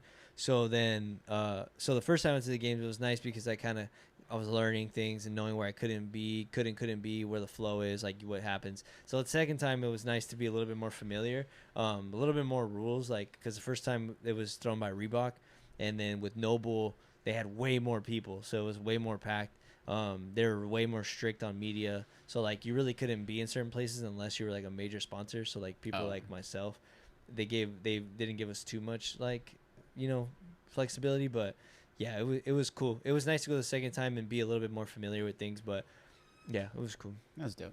And like the second time where you like kind of walked in like, oh, I know what to do already, or I knew a lot of things were familiar, and I knew what I needed to like for instance, like I knew like finishing lines. I'm like, okay, I know how worth it that shot is to this shot. Okay, I know like it's gonna be a better idea to get like the finish than it is the start or the middle of the workout. So if you can get a finishing shot, get the finishing shot. So whenever you can, because the middle of the workout stuff is cool. But it was nice. You really have to know like CrossFit and who your athletes are and like where they're sitting, because like Justin Madero's like when he had the red, because like in CrossFit, whenever you're in first, your jersey switches. So like whenever you're in red, it's important to get them in red, or like an event win, because you get awards for event wins. Like it's hard to win an event. Like so stuff like that, you have to look out. You have to you have to watch it. So like Danny knows, like when we shot the softball tournament, it was really important to watch the game, because like if we're just shooting like somebody batting, it doesn't mean anything unless bases loaded. Exactly, you get it. So like watch the game, and Jared knows the game better than all of us because he's played at such a high level. I was like, just listen to your instincts, watch the game, and then shoot. Don't just shoot to shoot. Watch the game. So same thing with CrossFit is like understand who we're shooting, what's going on, and So it was cool. So it helps that you've participated in CrossFit. Yeah. Because like compared to someone that's never done CrossFit, but they're like professional photographer, You could still take good pictures, but it wouldn't mean anything. the right capture like moments. It and wouldn't. shit. Yeah, it wouldn't mean as much. Like I guess I didn't think about that. dude, that's what photo is all about. So like even just documenting is what it's all about. Even like weddings and stuff is like understanding who these people are. Like if they had a crazy story prior to their wedding, like little things, like making sure you get all this stuff because for them, and a lot of times you meet them, like if you know them, it's nice because you get to, those are the little things that you get. Oh yeah. You know, those little You nuggets. get special ones. A little special, little nuggets, and that's what makes the difference. They're like, hey, come get a picture of this real quick. Yeah. Or like if you know like sentimental stuff, like if somebody's not there and they have like a little homage to them, little obvious things, and like you can just read moments and then you can kind of zoom in on something or highlight something or pull emotions out. Like that's where like the artistry and what we do comes in. Yeah. No, yeah, that's good question. Thanks, Danny. Yeah, thanks, Dan. I said Dad. Thanks, Dad. Well, obviously, Yvette has 2 questions. First one, I'm pretty sure we've covered up to this point. His recent CrossFit Games experience, so I think we've gotten that down pretty well. Yeah, we can do that. Secondly, she says any short-term and long-term goals you may have as of now. Short term is to get my apparel out. Okay.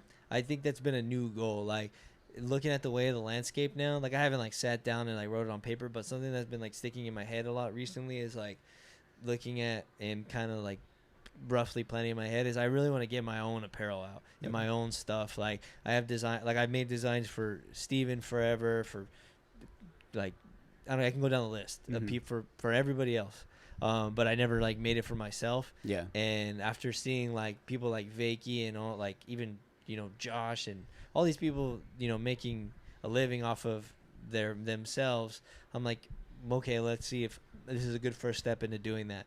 So apparel and goods is what I want to make. Like cause I like with, you know, it's just like the things that everybody likes. So, you know, my own shirts, my own stickers, my own pins, hats, like stuff like that. Just shit that, you know, I like to, that I would like to wear, and if people like it, then it'd be cool. So, and is like, do you have like, is it like Castaños? Like, what is there like a brand so it'll name? be it'll be like my name. Okay. Because I was gonna put under something, but it's just easier to put it under my name. Brand new name. And I have my own logo and stuff, so it'll just be my last name. My last name's unique enough to where I can lean into it. But eventually down the line, it'll just be under my own thing because my brand is, you know, it's that's why it's photo and design. It's both. So. Damn, scrap, dude. Dude, they're always fighting. Like, we'll be watching like UFC or something, and they start fighting. I'm like, damn, what was there's 2 fights going on in my house. And Sidus says it's a little racist, but I'm like, I think the black one's gonna win. My black pug, guys, chill. yeah, he's a little more feisty. He's running away right now. I know. I want to. Hopefully, when they get older and they're more like relaxed, dude, they've knocked down the camera, so that's why I'm like, hey. Stop. Damn, bro. But I want to get them. I want to get a bed right here when they're more calm, and they just lay down, and I just put a mic right there, and I'll just go in and out every now and then. I'm like, you'll hear that like in the background. Oh my. Hey, they're getting feisty, bro. Let's see. What else should we go with? Oh, long-term goals. The long-term. Her and I talked about it a little bit because like it's all still new. Like oh shit. Oh, they're gonna knock that down. I know. The long term, you know, I have to give more thought because if I were to say something, I'd be making it up and it'd be kind of disingenuous. The long term, I still have to like think about it because it's like forever changing. But one thing that I really enjoy is like still collaborating with like people. It don't matter who it is. Like I just for the rest of my life, like that's what I find the most enjoyment with is like collaborating with other people. So like. Whether if it's with Yvette, like in the stuff that we did with her, or whether if it's Josh Bridges or fucking Michael Jordan, it don't matter. Yeah. Like just collaborating with people that are hyped on what they do and making shit for people like that. So that, you know, so that could be one, yeah. So for that to maintain that for the rest of my life would be cool because I really enjoy that. Yeah, for sure. All right, enough with Yvette. You're done, dude. Fit dietitian foodie, that's Jackie, right? Yeah, okay, so Jackie. Jackie. It's funny, I remember her IG. I know, right? Yeah. I just remember the fit foodie. Advice on how to start your own business. What's like the best advice? Oh shit. I mean, I know there's so many, but like, if there was one thing that you had to highlight in the book, like what would it be? I mean, based off obviously what you've gone through. Yeah, everybody's gonna be different, huh? Yeah. So this is what Eric's mine. Your best. advice? Dude, you really have to love what you do. I know it sounds like Cliche, corny, huh? It's cliche, but It's cliche, dude. But it's truth. one of those things for me, and like, and it's a common theme that I see with people that are very successful is like enjoying what you do means more than the time and effort that you can put in, because the whole, that's why I hate the phrase like hustle, grind, like blah blah blah, things like that. I don't hate them. I think they just sometimes they can get played out. Yeah.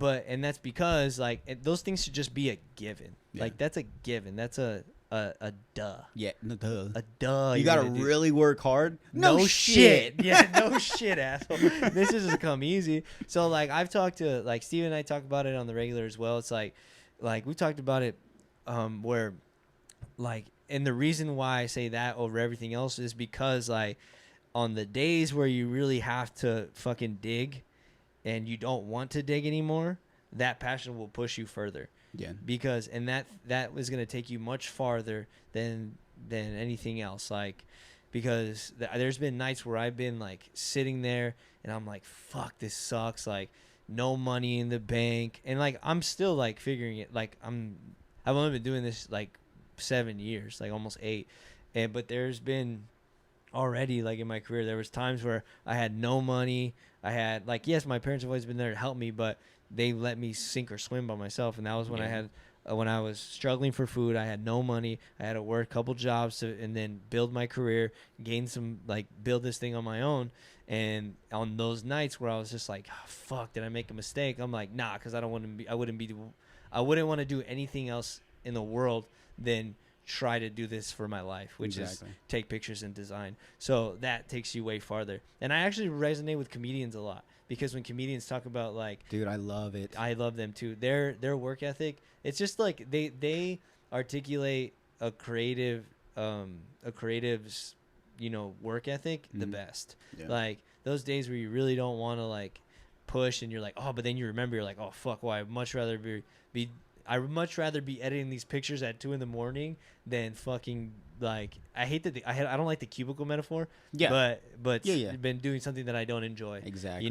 Being in construction and shit. And like I've done that stuff. Like not construction, but like you're like, ew, no. Like dude, the worst job that I've had to do, but because I was like, I didn't accept anything more, is like I worked at, like when I was starting my career, I worked at a juice shop with my friend Marty. I remember, yeah. I worked at a juice shop. I was like, I don't want to be working at a juice shop. Even here, when I was here, I worked at Cafecito for a little bit. And that was because I was struggling for money and I needed a job. So I did half and half. And that's not even hard, dude. Like, for me, it's not even that a big deal, because I've known people that are, like, single parents that have, like, 2 jobs and they're a parent. And I'm like, my life is not hard. I'm very lucky. Yeah. So I don't even like talking about, like. But, like, see, like, I get what you're saying, and I do the same thing. It's like, oh, it could be worse. People have it worse. They have kids, or they're single parents.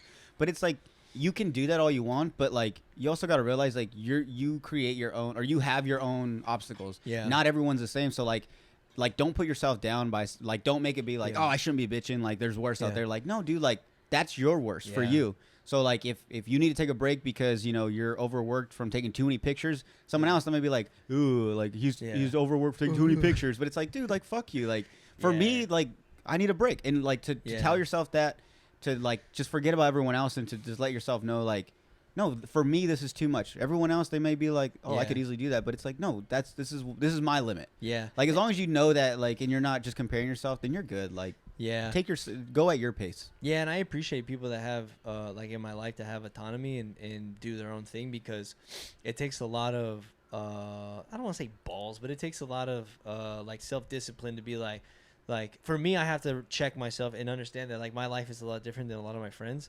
Like Jared has a kind of similar life, but even that thing that oh, I know, went down the wrong hole. The hotness, but.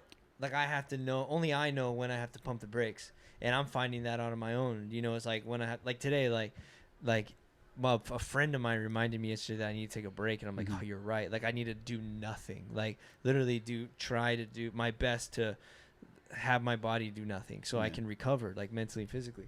Or else I can't do my job. My mom is the one that always told me that. She was like, you need to rest so that you can be the best for whenever you're doing what you can do your best whenever you're doing what you do. My mom, that was always the most important thing to my mom. So just do your best. And that I took that literally as far as like, yes, and she always described it to me literally as like, that's, you know, you need to rest so then you can, that is doing your best, resting. So then when you show up to your job, you're at 100%. That's very true. Yeah. So that's what that is.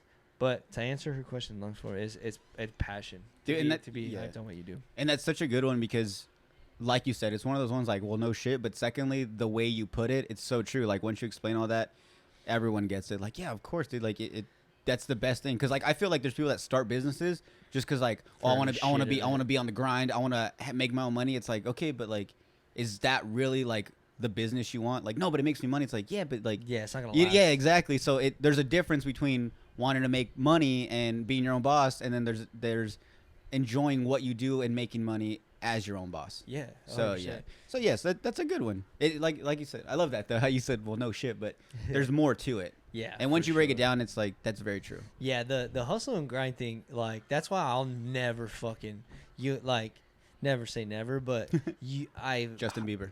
Never say never. I love Justin Bieber. You won't catch me bragging about that shit, dude, because that's a duh. You should be working hard. You should be grinding. Obviously. Yeah, dude, Steven he laughs at me because I hated Gary Vee for a long time because he was yelling at he was yelling at millennials. Yeah, I'm ad nauseum with Gary Vee. He's like, cool now though. He's chill. Right, that's how I feel now too. Like I actually follow him on TikTok. He's chill now. He's like he's Mr. Posy vibes now. I know. It's like maybe we would just be Debbie Downers. Like, dude, stop being so fucking positive all the time. Fucking positive. You're fucking annoying. Yeah. In your life, dude? Yeah, it's just fucking. All right, I think this one goes into pretty well. This is from Lindsay. Oh, Lindsay. The homie. Shouts to Linz. She says, I like this one actually. I feel like I've had this issue myself. What motivates him on those days that he doesn't want to do anything? What gets you out of bed when you know you have all these things to, you know, not just not being lazy, but like what gets you out of bed to get work done? What gets you out of bed to go to the gym? What gets you out of your house? Oh, shit. Fuck, she's got good. These are good questions. I'm telling you. People are good, dude. The more high profile you're getting, the more it's like. It's stupid. Dude, people are like, you got Eric? Eric's back? No, you're tough. Can you reread it one more time? So I don't like.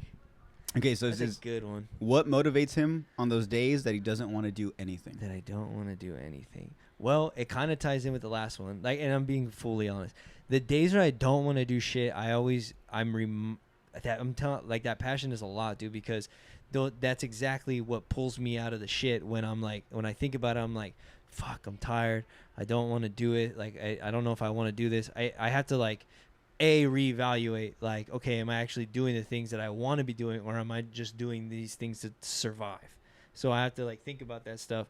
And if I'm in the spot where I'm not doing what I want to do, like that, the things that bring me joy, then the thing that'll get me out of bed is doing what I have to do to get to that point, to where I'm doing things. At this moment in my life, I'm doing things everything that I always want to do. I'm in control of my life. I do the jobs that I want to do, and more than I even thought I could be doing. So the things that get me out of bed or right now is to maintain that.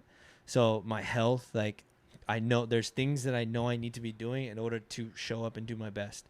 And it's literally just doing my best. And I know there's a checklist of things that I need to do on a daily basis to do my best at anything that I do, which is sleep well, take care of my body, take care of my mind, and that everything else follows suit. Yeah. So it's those things. I have to do those things, or else those are the things that get me out of bed. There's some shit I gotta do. But that's like a doy. Yeah. Too. What I'm saying? Yeah, that's what I'm saying. Like, it's a lot of those things where like everyone. It's like if you say it, they're like, well, no shit, but like, what else? Like, like, and that's the thing is people really want to look into it. Like, there's like this secret, or there's this magic something you have to do, or like there's a song you have to sing. Like, hard work pays off. Exactly, yeah, and it's like it goes back to it. Like, the things that we say are cliche. It's like just go back to the basics, and it all makes sense. There's you don't have to dig through nothing. Eric doesn't have like, oh, in the morning, I say this prayer, and then it does this for me. I do have a lot of those. Yes. All right, well. Delete what I said the last time. no, but I'm picking up what you're putting down. There's not like, and I think right now a big, and I had to do this for myself because I found myself getting this way. You know how my mind is. You know how I am. Yeah. I can get very like caught up and overwhelmed and shit. So like even prior to like this whole game situation, I had to like simplify a lot of things, and I had to like, because I like knowledge, but sometimes too much sometimes there's a thing it's too much. There's too much self-help books. There's too much podcasts. There's too much information. There's too much stimulation online and physically. Yeah. And so like sometimes you just gotta fucking relax. Yeah. So I had to pull back and I got off social media, took that little break, focused on what I needed to focus on, knew that there were some things I needed to be doing, and if it didn't contribute to that in any way at all, if it wasn't contributing, then it just doesn't have a place right now. Yeah. So then it's as simple as that, and just doing the thing. So yeah, it's just focusing and being honest with what I needed to do, and that was it. And it always changes, so you always have to reevaluate. Like right now, that's in the next couple of weeks, my focus is staying healthy. So and then it's preparing for what I have next. So, and the fighters I like a lot too, by the way. Like, what's that? Fighters. Oh, their stories? Like, yeah, the way they prepare, how methodical they are in their preparations, the way they choose to prepare things. Like I try to apply that a lot into like what I do is like preparing like fighters do is like, okay, what skill sets can I practice? Is there anything new I want to try? Like also enjoying and like having fun and like that's why I like those embedded videos because it shows a lot of that stuff. Oh, the UFC embedded. Yeah, cool, I have one last question. It's from myself. Okay. How's your mental health, buddy? How is that, dude? How's it going? It's good, dude. It's chill. It's better than it's been before. I'm like just grateful at this point. I'm happy, like, just happy to be here every morning, dude. I grab this cross, and I say and do the sign of the cross, and I say thank you for this life, thank you for this breath, thank you. What do I say? I say thank you for this life, thank you for another chance at this life. Something along those lines. It's something along those lines. Just being thankful that I can breathe again, thankful that I'm on this earth again, and thank you for another chance at another day just to live. Yeah. Because obviously with my mom, it's like nothing is guaranteed, so just to be here another day is nice. Yeah, and it goes, dude, I'm telling you, it goes back to it. But it's one of those things that we've always heard, like be thankful that you woke up today. Oh, 100%. So you hear that and you're like, dude, the fuck? Yeah, but it's like when you go down, like dig deep into it, it's like, it's true, dude. Like you hear about it all the time. Like, I mean, legit, like like people will pass away in their sleep. Yeah. And it's like, yeah, like I could have passed away last night when I fell asleep. I could have had a perfect, beautiful day and then kissed my girl goodnight, went to sleep and didn't wake up. It's true. Like you have to be grateful every single day you wake up because it's easy that like that could be the last time you know. 100%. And like, and a lot of that can, and anything that you like, even that can be to your detriment as well. Like you can think and be to the point where you're stressed out about it. But no, man, I'm just grateful. Like all this stuff that's happening, like I understand what's happening in my life and like a lot of really cool opportunities. So I'm just like grateful for it. I'm thankful for it. And now more than ever, I'm doubling down on the things that I know that I should be doing and the things that got me here. And it just makes me it just helps me get more focused on what I have to do. And it's helped me more to be, just to make the most of it and do my best. So it's cool. Yeah, hopefully we see how long we can do it, dude. That's it. It's not like crazy complicated, but it's good. I'm always going to be working on the mental health thing. Like, cause me, like I understand the type of person I am, but like I'm slowly finding my own way and the way that works for me is not very conventional. So I just have to stick to my guns on those things. And when I know I need a rest, like today, like I have to rest when I know and this is the part that people don't talk about. I feel is like days like today, right? Like where I know I need to rest. Like I know my mind and my body. Yesterday I should have rested actually, like because yesterday I was like throbbing. My body was like in shock. I was tired, dude, because I was like I went fucking ham like in CrossFit all week, and my body was just like dead yesterday, mentally and physically. So then, but knowing those days, like being a little more strict with myself and knowing, okay, today I need to rest. You need to rest. Mm-hmm. Like if your friends are gonna go work out, that's cool. Today is not the day for you to work out.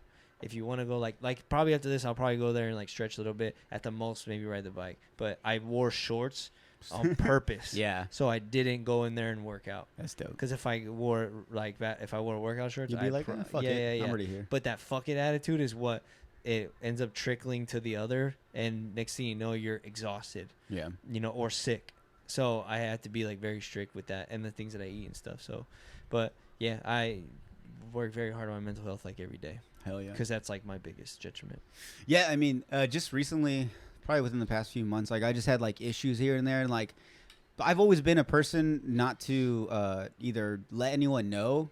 Like I've been like I'll deal with it myself. Yeah, yeah. And especially like people always tell me like maybe you should go see a therapist. I'm like Yeah. I'm not crazy. Like that's the first thing I think. Yeah. But like I've gotten to a point now where I think I've hit like an area where I'm like I don't know what to do. I don't know why I'm feeling this way. So I'm just like I'm ready to just like do whatever. So like I'm thinking about going into a therapist just to like talk to someone like that was trained in like teach, you know how to think. I saw a therapist. Really? Yeah, I was gonna say. I'm glad you said that. Here in I Yuma? wish I would have said that. Or where? No, so a friend. I'm of trying mine, to find one. Okay, so a friend of mine had recommended one to me, and it was one that she used, and she recommended it to me, and I was like, you know what? Because I thought the same way. I was like, you know what? And I don't really tell anybody because it's like, it's not that I'm trying to keep it a secret, but I'm just like, it was one of those things where the opportunity came in front of me, and I was like, okay, this is here in front of me for a reason. Let me just take advantage of it.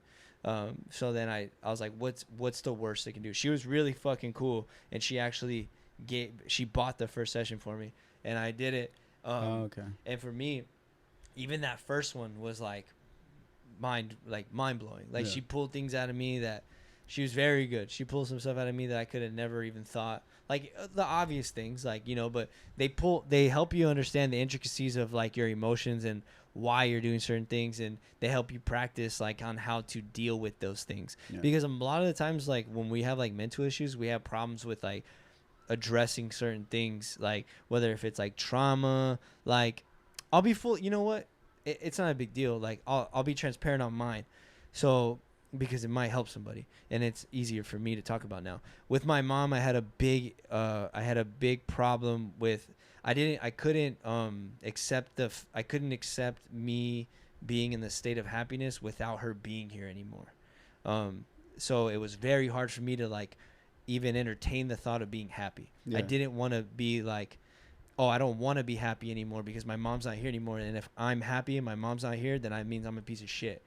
And that was so subliminal in my brain that I couldn't accept it, and I never even wanted to think about it. So, but in reality, I wasn't allowing myself to enjoy life and be happy because my mom wasn't here. So I was making myself miserable, and I was stressed about it, and people that were happy around me, I was like, I feel like I always needed to be in a state of sadness because that proved to my mom that I was still sad that she was gone. But in all reality, even like in retrospect, like time is a beautiful thing, because that'll show you more things about yourself in life that anything else could ever do. Like it'll teach you, it'll bring clarity to everything if you're just patient and let time do its thing, and then you get to like, you know, because you know when people are like, sleep on it, and then you'll feel better about tomorrow. Like that's like a small version of it, but as time passed by with like, you know, with breakups and, you know, tragedies, like with time is the only thing that heals all that stuff, and another cliche, but until you go through that yourself, you understand what that really means. And like for me, you know, with the therapist and understanding those things, like she helped me understand that that was a big issue for me, and that was what was stopping a lot of things for me. And like once I did that, I was able to like, you know, sit here with you and laugh. Go to the gym and laugh. Like I wasn't laughing as much anymore. You were letting yourself have fun. Yeah, I was letting myself have fun, and my friends noticed it, like that. You know, I was laughing more, and even when I went to the games, like I don't even know how I would have done the games now. Like I'm telling you about it, I'm interested to see how I would have done there. I probably would have been there with a more like dogmatic attitude rather than like, let's just go here and have fun. Like fun would have been the last thing I would have thought of. It's like, no, you're there to do a job. It was a job. Be serious, do it. Like you're on a mission sort of thing. It's like, no, you're here to, my mom always believed that I was here to like spread love, spread joy, happiness. Like she always said, like your business card's your smile. Like, and she was a beautiful person. So like, instead of crying about it all the time, like it's still sad, but like it makes me happy that she was my mom. And I'm like, damn, I was fucking very lucky to be given that. So now in retrospect, like that you have that under, and it's a practice, right? It's not a one thing done. It's like, I have to remind myself of those things, and to be able to sit here and talk to you about it is pretty cool, because like 3 months ago, I probably wouldn't have been able to talk, and I wouldn't been able to articulate what I'm thinking. But the ability to articulate my feelings to you is a privilege, and I'm lucky to be able to articulate stuff like this to you. So like I hope that people don't feel that way with therapy, and I did, and I'm glad that I was able to get over that hump. But dude, like therapy is one of those things that like I wish that, you know, especially here, like, you know, we listen to podcasts with like comedians and it's normal for them, right, to go to therapy. Is like, no, they need therapy, but therapy is one of those things that shouldn't be looked upon as like, you know, you're crazy or blah blah blah. It's like, dude, we go to the gym when we need help, we seek trainers when we need, like, there's no reason why we couldn't, there's no reason why we should be thinking that we have our mental situation all figured out and we wouldn't need help. Yeah. So, and I think it's only going to be more beneficial towards everybody around us if, you know, if people feel that the need to get help would, you know, it would benefit them. Because like, yeah, like I can tell you everything, right? But there's therapists, that's their job, is to listen to you and to be able to, you know, from a third party, no bias, no nothing, be able to help you understand. Like, we're not therapists, dude. Exactly. Like, not saying that I couldn't help you, but therapists are very good about being like, okay, what, you tell me what's going on, blah blah blah. It's fucking weird because you're like, what are you getting at with these questions? I know. I'm excited to do my first session for that reason, because I'm like, exciting. Because like I just imagine it's like in the movies, like, so how does that make you feel? But I know there's like more dissecting into it to where, and I feel like I would get frustrated because it'd be like, so why do you think you feel that way? I'm like, didn't I just tell you? Aren't you supposed to be the like? That's what I would do. It's so funny, man. Sorry, no, you're good. It's so funny because like, you know how like the, you know how like the traditional therapies, like the illustration of like a therapist, like you're how laying. Does it make you feel? Yeah, laying down. That's literally what it's. Well, for me, like the best therapists, they don't tell you what to do. They help you understand. You know, yes, like they tell you what to do. Like, hey, you know, you need to practice X, Y. You know, like mine, she was like, you have some homework, and mine was literally meditating. My homework was, you need to meditate, like practice. So mine, she helped me.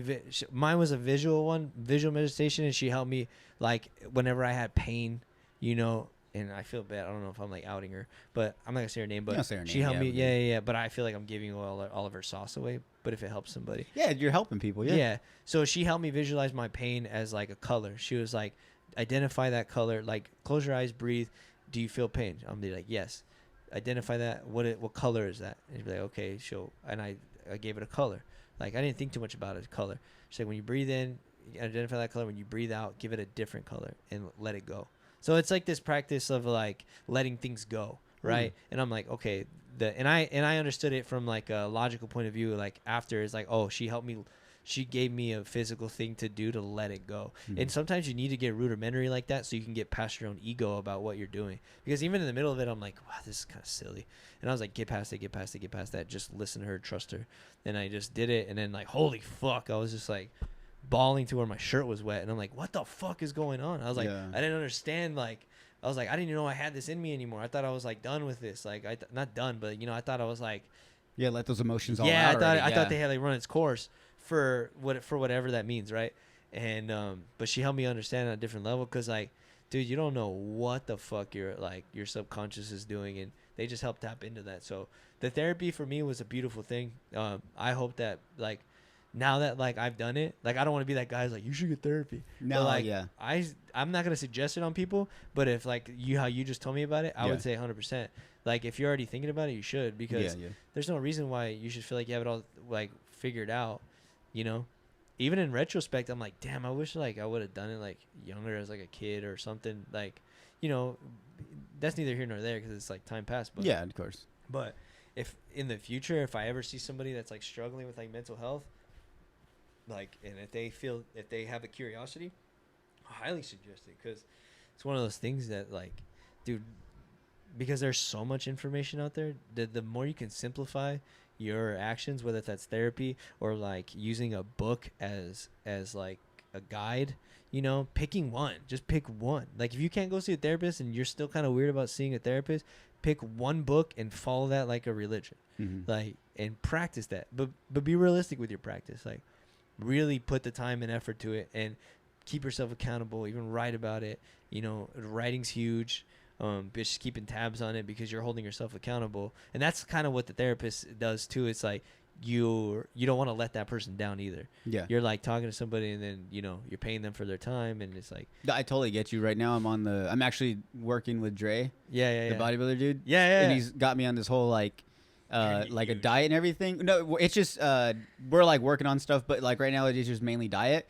And I feel like that, like if I eat something wrong, I'm like, not only am I letting myself down, but I'm letting my coach down. Yeah. And it's like at the end, if like he starts getting frustrated because like whatever he is assuming is, or like what's going to happen to me is like, isn't, then he's like, fuck, like what am I doing wrong? Like, it's not you, it's me. Like, you know, and I feel, and I'm like, so like, it's kind of cool because it's like it's like yourself. You're like thinking like, I don't want to let myself down. At the same time, I don't want to let this person down that's putting all their time and effort, and not like you said, you're paying for it too. So you like, why are you gonna pay for something that you're gonna go half-ass on? So I do this. So like, dude, in my notes, like, because I have to send them like screenshot of what I eat, what times and everything. Yeah. In my notes, I'll be like, I broke my fast at this time with 10 strawberries, and like I told him, and he's like, dude, like that's not really a big problem. He's like, and I was like, I just want to tell you everything. Yeah, like I like I jacked off at 6 a.m. I don't know if that's gonna affect it. I don't know. I just ask him random questions like, so can I do this? And he's like, dude, yeah, like yeah. But Steven, like yeah. Oh, go ahead. No, but yeah, like like how you said it is with the therapist. Like that's how I feel with this. So you saying that, it's like cool. Like you kind of get that same feeling, and that's how I want to be. Like I want to take it seriously. Like if I've gotten to that point where I'm like, maybe I do need a therapist. Yeah. That's when I know like I probably should get a therapist. You know. And if you need help, get it. But help is temporary. You should be able to get your own legs. Like with the nutrition stuff, right?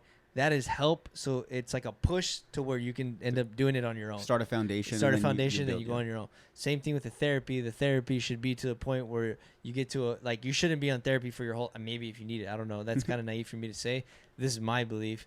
And at this moment is I feel like, you know, you do the therapy as a foundation to get you in the right steps. You practice that for a while and, you know, hopefully you'll be okay. Yeah. You know, and you know, same thing with the gym and stuff is like, you know, the thing with CrossFit is I just go and I just do it. But, you know, now I feel like if I were to leave, I could, you know, do a little bit by my own. But and then your therapy, do you do it in person or you do the online thing? I do the online one. Is it? I would like to do the in-person one because she actually lives in the lady that I do it with. Mexico? Yeah. Oh. She speaks a little bit of English. And it's kind of fun, a little bit, like, it's very... And so actually, you do Spanish? No, I do in English. She just speaks English. But she doesn't speak great English. That's tough. So it's kind of... for me, I'm like... At first, I was kind of like, okay, don't be thrown off by that. Because she has like a hard accent. And I was like... Oh, it's kind of like talking to one of my tias. I was like, just trying to enjoy it. I was like, you know, because she calls me like Eric instead of Eric. You know, I was like, this is kind of funny. And I was like, all right, just because like the principles are the same. Like, yes, like she may not be able to get into the nitty gritty of like explaining to me in a philosophical way with big words on what something means, right? But she was able to like help me understand it at a very fundamental level, which is actually way more helpful than giving me, you know, a crazy explanation of what something is or the way I felt. Yeah. You know, even though I do like that, it was actually more beneficial at that moment to get everything in like bite-sized pieces. Yeah. So it was digestible. So it was nice. It was cool, man. It changed. I think it changed, like, because I remember when I was talking to my friend about it. Oh, shit. Oh, shit. I got it right here, dude. You got it? I got it right here. We're almost done. This is professional. You can just pull it out and just hold it, I guess. Hold it on. You know what? Dude, I swear this never happens with anyone. Damn, it better happen to Amber tomorrow. It better happen to Amber on Sunday. Oh, there we go. I've seen you guys do this, and I've seen like Chrissy D do it, and it looks kind of cool. Okay, cool. I hope this doesn't get all crazy. It's cool, but like in the long run, it's kind of my arm feels tired. Yeah, because you're doing it, and then like you forget, like you'll be like this, you're like yeah, like oh fuck, and then put the mic back.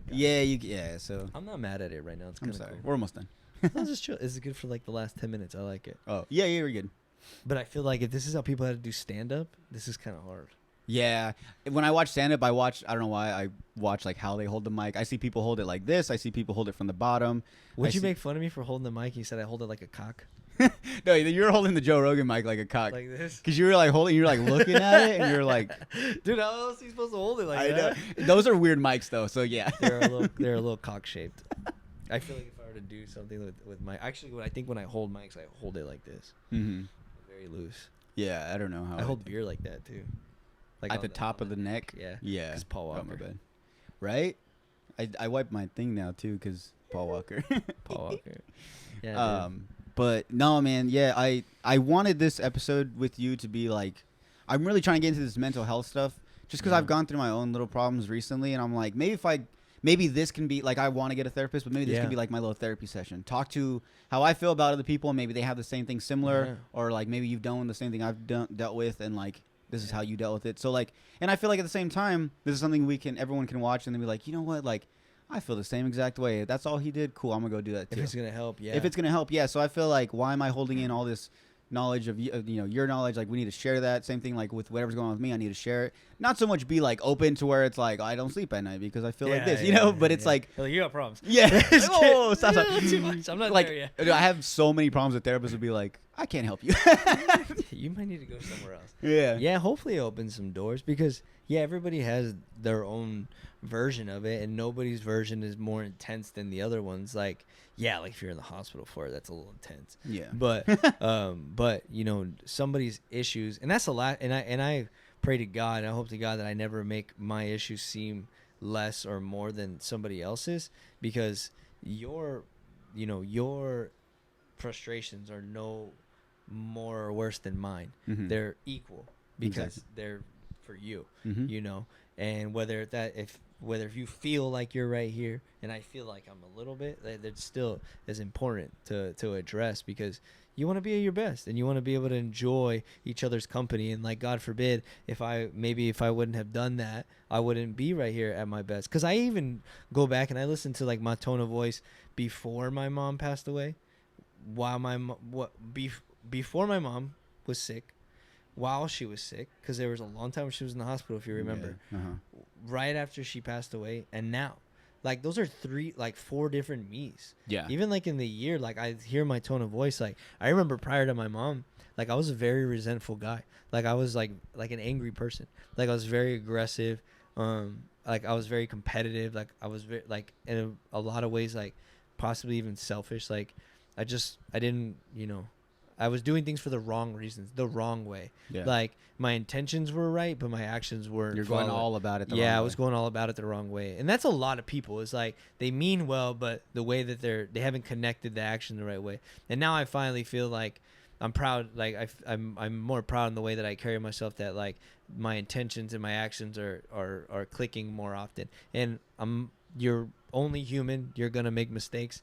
And the most important thing I feel is when you're going through just an issue, whether if it's with yourself or like your loved one, your significant other, is patience.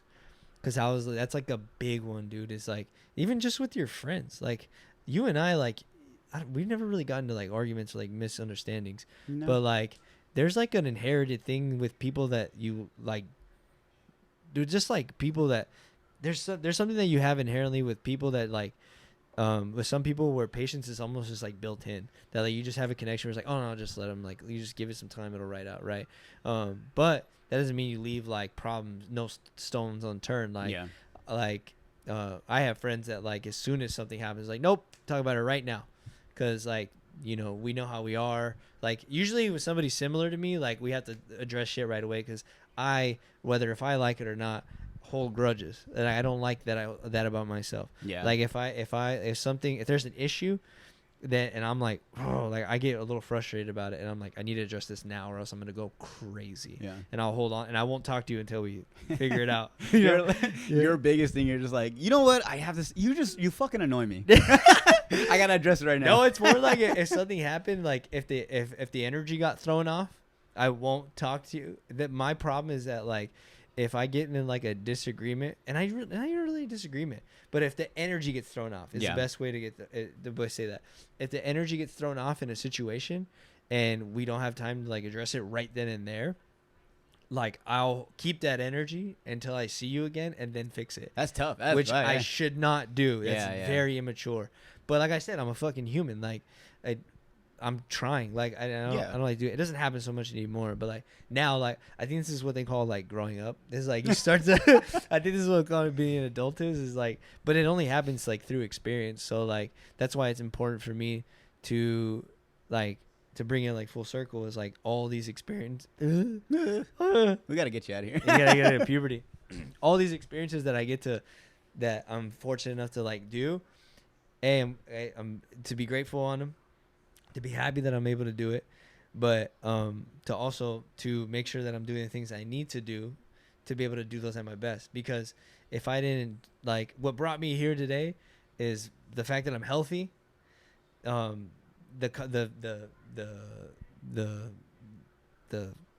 content that we're talking about, the fact that I went to the games, like all that stuff, the reason why I'm here to be able to sit with you is a accumulation of all the efforts that I did prior.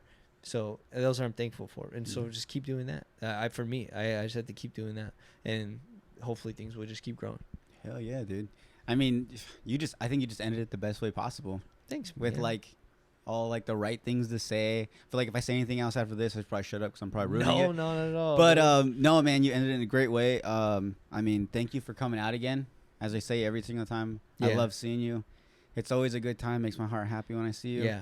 You know, like your mom said, dude, you're a beautiful person.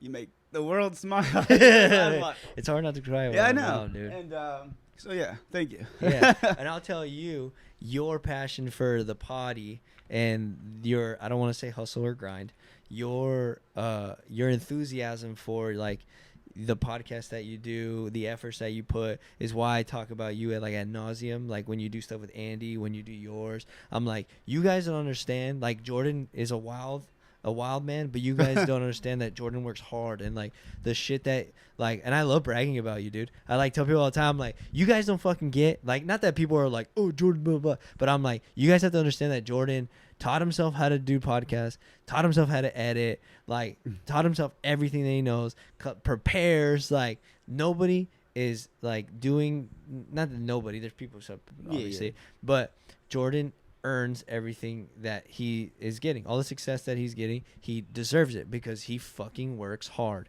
And then I'm sure you relate to the whole passion thing, where that's the things that pull you when you don't want to do much. It's like you're just excited about it. Like you are hyped on it for the right reasons, for the craft. Like, and that's the things, like, not for subs or not for anything else, but you like making people laugh. Oh, dude, and you're very good at it. Thank you. So that is what's going to pull you through, you know, the days where you don't want to.